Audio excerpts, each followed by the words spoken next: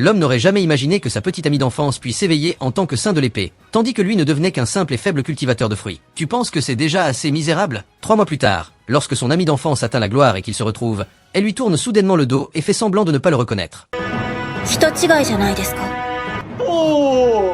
Heureusement, comme tous les autres héros, notre MC possède également un pouvoir cheaté, mais simplement pas encore activé. Ce qui semble être une profession inutile, celle de maître des fruits, lui permet en réalité de contourner les règles et d'acquérir des compétences infinies. Dans ce monde, pour devenir aventurier, il est impératif de consommer un aliment spécial appelé fruit de compétence. En principe, chaque individu ne peut manger qu'un seul fruit dans sa vie, ce qui détermine définitivement sa classe. Même s'il regrette son choix plus tard, tenter d'en consommer un autre conduit inévitablement à un empoisonnement mortel. Ainsi, la profession de chacun est fixée dès la naissance, et personne n'a jamais possédé de double classe. Cependant, bien que la profession du héros semble inutile, il détient une capacité passive incroyablement absurde. L'immunité totale au poison des fruits. Malheureusement, il l'ignore au début. Depuis son enfance, son rêve a toujours été d'éveiller une compétence en combat, et de devenir aventurier aux côtés de son ami d'enfance.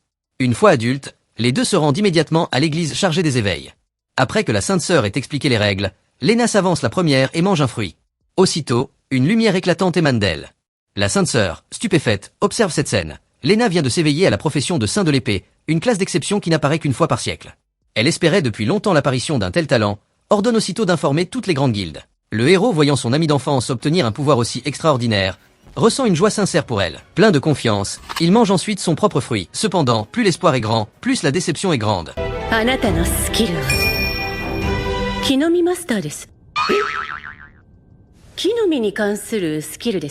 Lorsque la Sainte Sœur lui annonce que sa compétence est celle de maître des fruits, le héros reste stupéfait. Le maître des fruits peut récolter plusieurs fruits à la fois et accélérer leur croissance. Et c'est tout. C'est donc une compétence totalement inutile. Rien de plus inadapté à la bataille. Le héros n'arrive pas à y croire et veut encore essayer une fois. Mais la Sainte Sœur lui a déjà précisé que le fruit de compétence ne peut être consommé qu'une seule fois dans une vie. En voyant le héros dans un état de profonde déception, Lena ne veut pas le laisser sombrer dans le découragement. Elle l'encourage à se relever. Ils peuvent cultiver ensemble des fruits et créer un immense verger, puis avoir plusieurs enfants bien dodus. Mais la Sainte Sœur la réprimande sévèrement. Laisser une saint de l'épée, une classe aussi rare, cultiver des champs, cela ne va pas. Elle doit se battre pour le pays. Sans attendre son accord, la Sainte Sœur l'emmène avec elle. Avec la porte qui se ferme, le héros ne peut que souhaiter à Lena de bonnes aventures. Le temps passe et 3 mois s'écoulent. Aujourd'hui, le héros est devenu un véritable cultivateur de fruits, récoltant des fruits pour les vendre. Parfois, en voyant ses fruits grandir de plus en plus, il ressent une satisfaction instinctive. Mais dès qu'il se rend compte de la situation, il se trouve terriblement naïf. Après 3 mois de travail acharné, il n'a réussi à vendre que 3 pièces de cuivre pour ses fruits. C'est vraiment une situation difficile à décrire. Alors qu'il rentre chez lui après avoir vendu ses fruits, il aperçoit une affiche de Lena. En à peine 3 mois, elle est devenue une aventurière de classe S. Le héros se sent un peu abattu. La distance entre eux devient de plus en plus grande. Cependant, il ne se laisse pas abandonner. Il rêve toujours qu'un jour, il deviendra un aventurier aussi grand qu'elle. Dans ce but, il commence à s'entraîner jour après jour. Tant qu'il peut fendre en deux ce tronc d'arbre devant lui, il sera sur la bonne voie. Malheureusement, sans compétence en combat, il n'est qu'un rêveur. Alors qu'il craint d'être oublié par Lena. Un visage de petite fille apparaît. Pour des raisons assez complexes, la petite Ayla est confiée au héros par le chef du village pour être élevée. Cela fait déjà 3 mois qu'ils vivent ensemble. En général, le héros s'occupe des champs, tandis qu'Ayla fait les tâches ménagères à la maison. Lors du dîner, Ayla lui demande comment se portent les récoltes. En effet, le héros décide récemment de se concentrer sur la culture des fruits de compétence afin de gagner un peu plus d'argent, dans l'espoir de pouvoir acheter une meilleure arme. À présent, il a déjà rempli plusieurs paniers de ses fruits et avertit Ayla de ne surtout pas y toucher. Mais, il est déjà trop tard, car le repas du soir est préparé par Ayla en utilisant ses fruits. Le héros, stupéfait, les paroles de la Sainte Sœur résonnent encore dans sa tête. Manger un deuxième fruit entraîne une mort instantanée. Aussitôt, son corps montre des signes de malaise, et l'instant d'après, il s'effondre au sol. Même dans cet état, il ne reproche rien à Ayla, pensant simplement qu'il n'a pas donné des consignes assez claires. Pourtant, après un long moment, il réalise qu'il est toujours en vie. Puis, soudainement, une nouvelle lumière d'éveil éclate de son corps. Ce phénomène est aussitôt perçu par la Sainte Sœur au loin.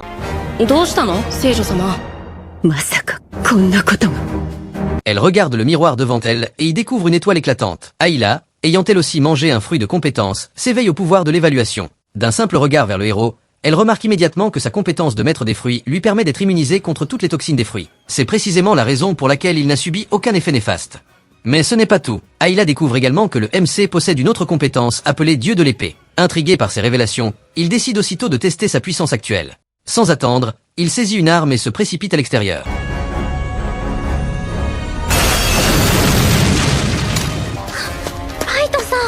D'un coup d'épée, les 2 grands arbres devant lui sont tranchés en 2.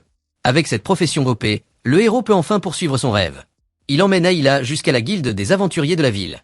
Cet endroit permet non seulement de réaliser des missions contre des récompenses, mais aussi de rencontrer des compagnons partageant les mêmes objectifs pour former des équipes et chasser des monstres. Cependant, ce n'est pas l'objectif principal du héros aujourd'hui. Avant tout, il veut vérifier si sa compétence de dieu de l'épée peut réellement l'aider en combat. Il se demande s'il peut intégrer officiellement les aventuriers. Il demande à Ayla de rester sagement sur le banc, avant de se diriger vers la réception pour accepter une petite mission. Pendant ce temps, Ayla utilise son pouvoir d'évaluation et découvre que certains aventuriers ici possèdent des compétences impressionnantes, tandis que d'autres sont plus ordinaires. Pourtant, tous les aventuriers présents n'ont qu'une seule compétence, sauf le héros, qui en possède deux. C'est alors qu'un homme aux cheveux blonds reconnaît le héros le qualifiant de bon à rien, qui avait éveillé le compétence de maître des fruits. Méprisant, il ne supporte pas son indifférence et dégaine son arme pour l'attaquer. Mais le héros bloque instinctivement le coup d'un simple revers d'épée. Surpris, l'homme et ses deux coéquipiers n'en reviennent pas de voir le MC parer cette attaque. Pour éviter de provoquer un incident, ses compagnons lui trouvent rapidement une excuse et l'entraînent avec eux pour partir en mission. De son côté, le héros emmène Ayla dans la nature pour sa première chasse aux monstres. Excité, il est impatient de combattre.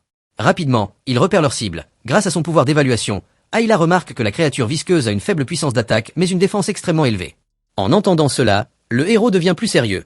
Après s'être discrètement approché, il déclenche soudainement sa compétence de dieu de l'épée et fonce droit sur la bête.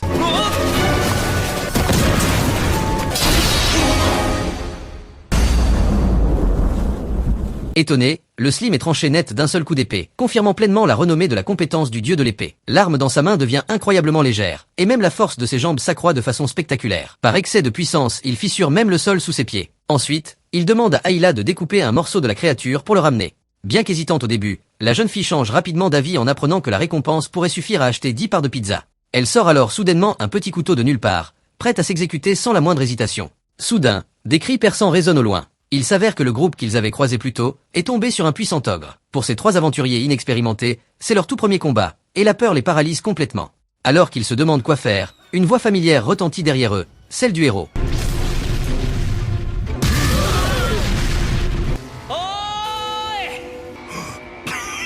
Le blond a soudainement une idée stupide. Ils se précipitent tous vers le MC, pensant l'utiliser comme bouc émissaire. Mais ils sous-estiment grandement ce dernier. Un monstre de ce niveau n'est que le début des rêves du héros, tandis que l'ogre lève son énorme massue pour attaquer.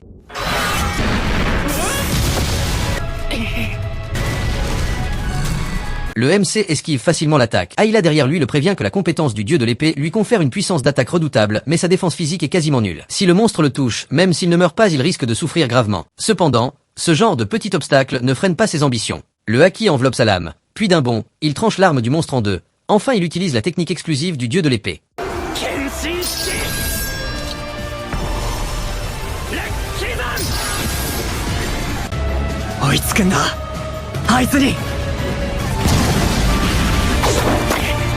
D'un seul coup d'épée, il tranche l'ogre en deux. Non seulement le MC et Ayla sont ravis de cet exploit, mais les trois hommes cachés derrière les rochers sont aussi stupéfaits. Lorsqu'ils retournent à la guilde avec les trophées du slim et de l'ogre, la demoiselle de l'accueil ne peut y croire. Même les deux compagnons du blond changent complètement d'attitude, totalement impressionnés par la puissance du héros. C'est alors qu'une agitation se fait entendre dans la foule. La seule équipe de rang S de la guilde revient après avoir accompli leur mission. Tous les regards sont tournés vers la star des 3 derniers mois, Lena. Le MC, impatient de partager la bonne nouvelle de son statut d'aventurier avec son ami d'enfance, se précipite vers elle. Mais lorsqu'elle parvient à sortir de la foule pour saluer Lena, elle se retrouve face à un regard glacial.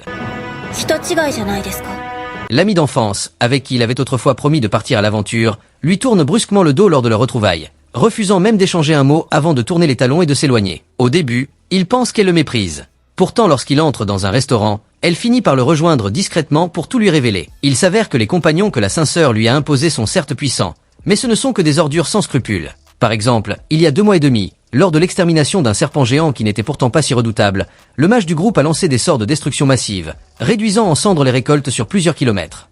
Ni l'équipe, ni la Saint-Sœur ne se sont souciés des conséquences. Elle en a assez. Aujourd'hui, pour éviter que le héros ne soit impliqué, elle a fait semblant de ne pas le reconnaître. Après avoir écouté son récit, le héros lui avoue qu'il a éveillé une seconde classe et lui propose de quitter le groupe pour rejoindre le sien. Lena hésite un instant, puis secoue la tête et refuse sans donner d'explication avant de repartir. Le soir, Light se rend à la guilde pour récupérer les 10 000 pièces de récompense. C'est alors qu'il aperçoit Groose, le chef de l'équipe, tenir des propos méprisants, traitant les gens comme des insectes insignifiants. Furieux, le héros exige que Ayla quitte leur équipe. En réponse, 2 gardes le saisissent et le jettent dehors. Les 2 aventuriers de ce matin lui conseillent de ne pas s'opposer aux ordres de la Saint-Sœur, l'avertissant que non seulement il ne pourrait plus être aventurier, mais qu'il risquait aussi d'être banni du royaume. Bien sûr, Light ignore l'avertissement. Le lendemain, après maintes hésitations, Lena prend enfin son courage à 2 mains et annonce son départ de l'équipe. Mais alors qu'elle s'apprête à quitter la salle, Groose se téléporte devant elle, et l'épée dégainée lui bloque le passage. Elle envisage de résister, mais elle sait pertinemment que sa vitesse ne rivalise pas avec celle du blond. Groose affirme que la gloire est toujours accompagnée de souffrance, mais qu'en persévérant, on finit par atteindre le bonheur. Il espère que Lena acceptera de se battre à leur côté pour sauver le monde, et ce jusqu'à leur dernier souffle. Lors du départ de la ville, le héros se dresse sur leur chemin et invite une nouvelle fois Lena à rejoindre son groupe. Bien sûr, il sait que cela ne suffira pas. Il provoque alors Groose en duel. S'il gagne, il repart avec Lena. L'adversaire, sûr de sa supériorité, accepte sans hésitation et ajoute même une condition. En cas d'échec, le héros sera banni du royaume. À ce moment-là, Ayla utilise son sort d'identification et découvre que Groose possède la compétence supersonique, lui permettant de se déplacer à une rapidité quasi instantanée vers sa cible. En un clin d'œil, il apparaît devant le héros, qui ressent une pression écrasante. Même avec sa classe de dieu de l'épée, il peine à suivre ses mouvements. Chaque assaut le met en difficulté. Finalement, même son épée bon marché finit par se briser sous les coups de Groose. C'est à cet instant qu'il cesse de faire semblant, et décide d'y aller à fond. Il emprunte un balai à un habitant dans la foule, puis s'auto-hypnotise en croyant qu'il s'agit d'une véritable épée. Cette simple illusion mentale active alors la compétence passive du dieu de l'épée. De plus, après avoir encaissé plusieurs attaques, il a maintenant analysé et mémorisé les mouvements de Groose. Ainsi, au moment où le blond arrivait devant lui.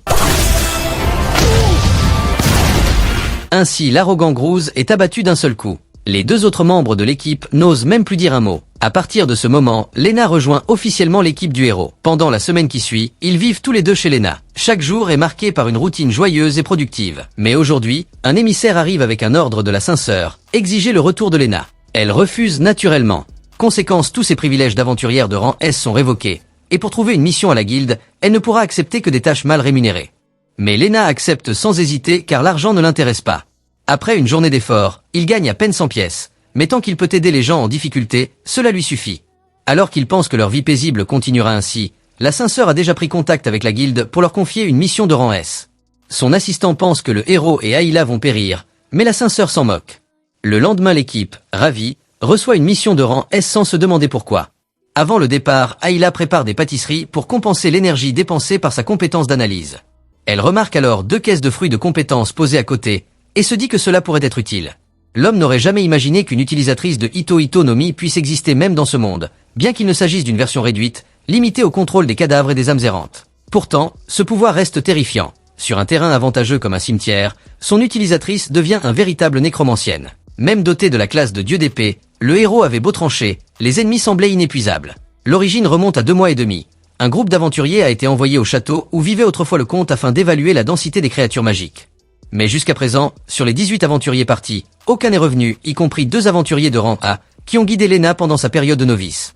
La mission confiée au trio est de retrouver ces disparus et de faire la lumière sur ce mystère. À cet instant, Lena a senti que quelque chose n'allait pas. Le danger semble bien trop élevé. Pourtant, Light, naïf, brûle d'impatience et accepte la mission sans hésiter, ignorant qu'il s'agit d'un piège orchestré par la Saint-Sœur. Très vite, le trio arrive à destination, mais contre toute attente, une horde de zombies surgit soudainement. À en juger par leurs vêtements, il s'agit d'anciens aventuriers. Ayla utilise sa compétence d'identification et découvre que plusieurs d'entre eux correspondent aux descriptions des disparus. Voilà donc pourquoi ils ne sont jamais rentrés. Le héros, quant à lui, hésite. Il lui est difficile de porter un coup fatal à ceux qui étaient autrefois ses semblables. Mais Lena, forgée par l'expérience, n'a aucune hésitation. D'un revers d'épée découpe le mort-vivant en 2, affirmant que c'est la seule façon de les libérer. Light en tire une leçon et dès lors, il ne cesse de retenir ses coups. Mais ce qui les choque encore plus, c'est l'intérieur du château. Il est envahi par une marée de zombies. Les 18 aventuriers disparus n'étaient que l'entrée du festin. Sans la moindre hésitation, Lena fonce et enchaîne les attaques avec une précision redoutable. Devant un tel spectacle, Light sent son sang bouillir d'excitation. Il se jette à son tour dans la mêlée, profitant de cette occasion pour affiner sa maîtrise de l'épée, oubliant totalement le soutien du groupe qui n'a aucun moyen de se défendre. Lorsqu'il réalise que leur arrière-garde est sur le point d'être prise pour cible, Lena a déjà anticipé le danger. D'un mouvement fulgurant, elle se repositionne et tranche en 2 le zombie tank avant qu'il n'atteigne Ayla. Ainsi, ils franchissent le premier niveau sans trop de difficultés. Cependant, une fois arrivés à l'étage, une nouvelle découverte les attend. Chaque zombie est relié par des fils, preuve qu'ils sont sous contrôle et que leur puissance a été considérablement augmentée. Comme le dit le proverbe, pour vaincre une armée, il faut d'abord abattre son général. Tant que le marionnettiste est en vie, il risque de s'épuiser face à cette horde sans fin. En suivant l'origine des fils, ils arrivent dans une vaste salle de bal. Là, une mystérieuse femme aux cheveux attachés en couette leur souhaite la bienvenue. Elle se présente comme membre du groupe d'élite des Signes Noirs sous le nom de Dratna. À cet instant, Ayla active sa compétence d'analyse et découvre que Dratna, la femme aux couettes, maîtrise la nécromancie, un pouvoir lui permettant de contrôler les cadavres et les âmes, voire de reproduire les compétences qu'il possédait de leur vivant. Dratna révèle qu'elle agit sous les ordres d'éliminer Light. Alors que des centaines, voire des milliers de zombies se précipitent sur eux, le héros choisit de riposter frontalement. Mais à sa grande surprise, la femme divise le champ de bataille et confronte Lena à deux visages familiers. À ce moment-là, c'est au tour de Lena de se retrouver dans un dilemme. Pendant ce temps, Light, novice à la base, lutte pour protéger Ayla tout en combattant. La tâche est si ardue qu'il n'arrive même pas à s'approcher de Dratna.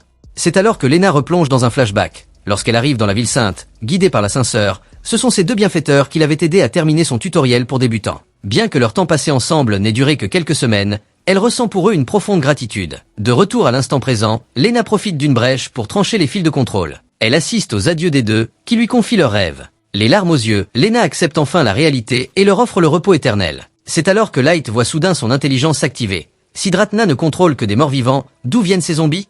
Certes, le château est abandonné depuis 30 ans, mais ce n'est pas un cimetière. Sans attendre, Ayla lance un sort de détection pour approfondir l'enquête. Réalisant que le soutien doit être éliminé, Dratna fait d'Ayla sa cible prioritaire. Voyant la situation devenir de plus en plus désavantageuse, Light la porte directement sur son dos.